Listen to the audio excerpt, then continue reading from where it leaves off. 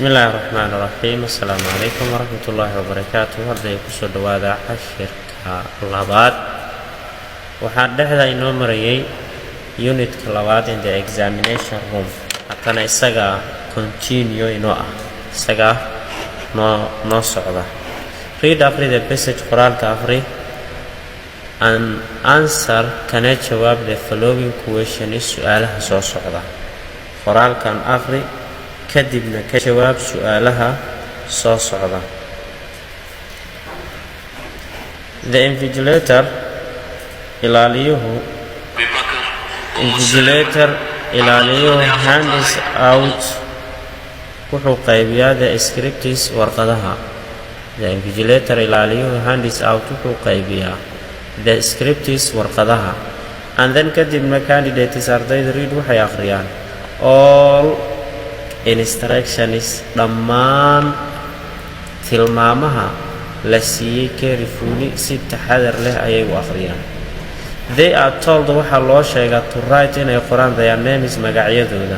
Waxaa loo sheegaa ardayda inay qoraan magacyadooda index numbers tiritaxanahooda ama index numberadooda and the name magaca of their venue goobta imtixaanka ku galayaan and detailed information iyo macluumaad faahfaahsan.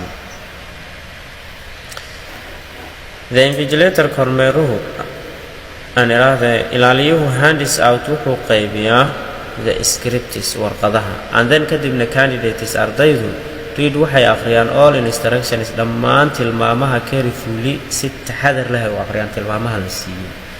They are told waxaa loo sheegaa to write inay qoraan their names magacyadooda. حلو شيء إنه القرآن مجاعيده ذا index numbers إياه يعني roll number ذا من index number ذا امتحانات كله جوا قوسانيو and the name مجاعة of the venue قابته امتحان كفجرين venue وحواي قابته امتحان وأرضه كوجلا مركا أرضه حلو شيء مجاعة دينه كبلابان index number كود كحجيان قابته امتحان كوجليان أي كحجيان أي قرآن and detailed information iyo macluumaad faahfaahsan. All the candidates dhammaan ardaydu start waxay bilaabaan the exam imtixaanka at the same time hal mar. Dhammaan ardaydu waxay bilaabaan imtixaanka hal mar. All you can hear dhammaan waxaad ka maqlaysaa waxa weeye all you can hear dhammaan waxaad ka maqlaysaa is waa the rustling of the paper shanqadha warqadda shanqarteedaad ka maqlaysaa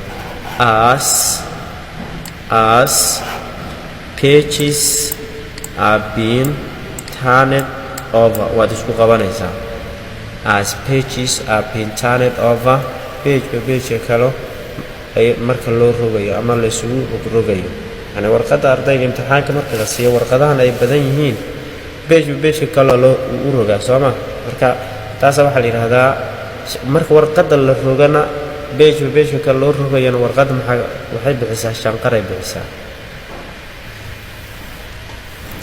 While the candidates are writing markay ardaydu imtixaanka qorayaan oo ka shaqeynayaan the invigilator ilaaliyuhu announces wuxuu ku dhawaaqaa the time waqtiga.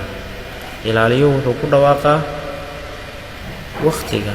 This tani happens waxay dhacdaa every 30 minutes 30 daqiiqo kasta ay dhacdaa 30 minutes 30 daqiiqo kasta ay dhacdaa to enable si ay ugu suurta gasho candidates ardayda to complete inay dhamaystiraan the test imtixaanka inay dhamaystiraan si ay ugu suurta gasho within a given time waqtigii la siiyay gudihiisa ay ku dhameeyaan yani waqtigii loo qoondeeyay ee imtixaanka inuu ardaygu ku dhameeyo loogu talagalay gudihiisa inta uusan waqtiga dhamaanin ardayda inay ku dhameeyaan bay maxay say ugu suurta gasho ay yani ilaaliyo ugu dhawaaqa waqtiga weyn.